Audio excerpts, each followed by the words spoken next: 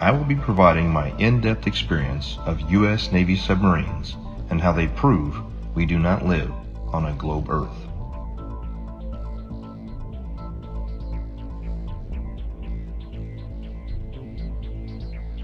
However, due to the nature of my job and the security clearance that I hold, I wish to remain anonymous.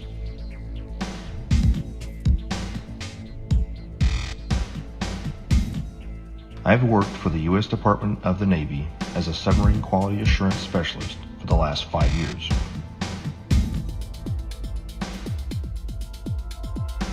My job is to ensure that each submarine is built properly, safely, and to the engineer's plan.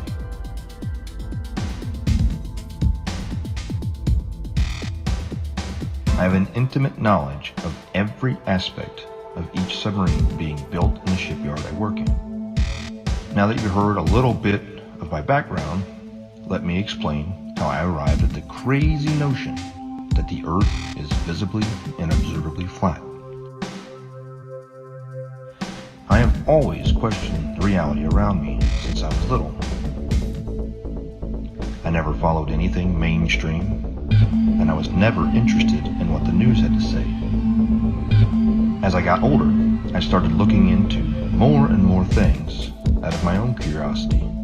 9/11, school shootings.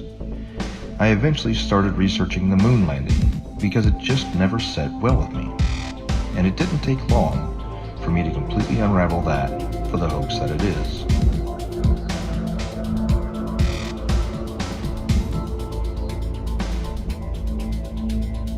After that, I was starting to realize that we have been lied to on so many levels. What else could there possibly be? Then I saw a video about the flat Earth pop up on my YouTube recommendations.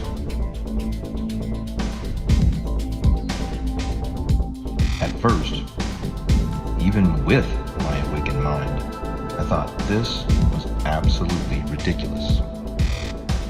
I decided that I'd look into it simply to disprove it and move on. It should be easy, right?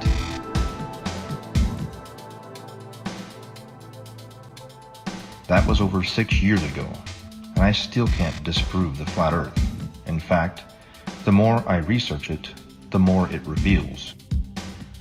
This leads me into my submarine experience. Looking back on everything I had accomplished while on active duty with eyes to sea, has only served to solidify my stance that we live on a flat and motionless plane. I served on board of a United States 688I fast attack nuclear submarine, and I can personally attest that we never constantly angled down during our submarine deployments. One of our longest transits went from the Gulf of Oman around the southern tip of Africa and back to Connecticut. We were underwater for almost 3 months straight.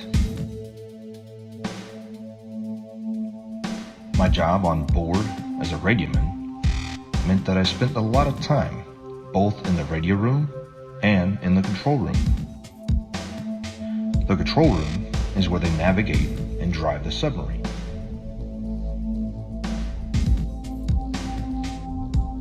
I never once, in my 5 years active duty, heard the officer of the deck or the diving officer give the order to consistently change the angle of the submarine to compensate for the curvature of the Earth. The primary task of the diving officer and the helms and plainsman is to maintain the submarine as level as possible while in transit. If the Earth had any measurable curvature, I am certain we would not have been able to make this incredibly long transit without accounting for it. You're tricking us. Here is another flat Earth proof that I never noticed while I was on active duty thanks to years of indoctrination. Periscope observations.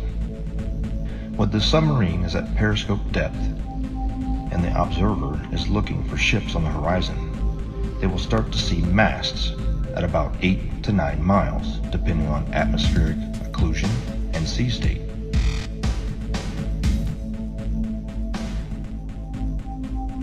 The hull of the ships won't be visible until about 5 miles, depending on atmospheric occlusion and sea state.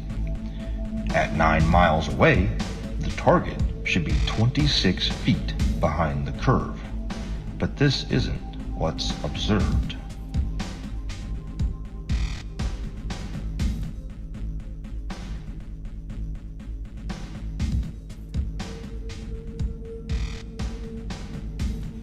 My final flat Earth point on submarines is with regard to the AN/WSN TAC-7 ring laser gyro that is used on board of U.S. Navy submarines.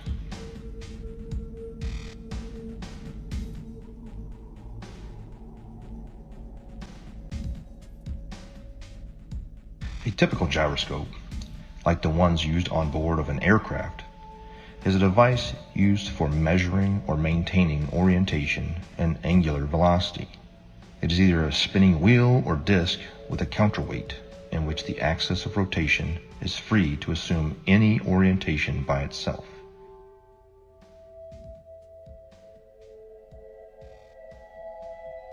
When rotating, the orientation of this axis is unaffected by tilting or rotation of the mounting, according to the conservation of angular momentum. However, a ring laser gyro doesn't have any established weight. They use light as a point of reference. It spins up a disc that shoots out lasers, and it has a digital encoder that deciphers where the laser strikes inside of the gimbal system. No make-believe gravity required.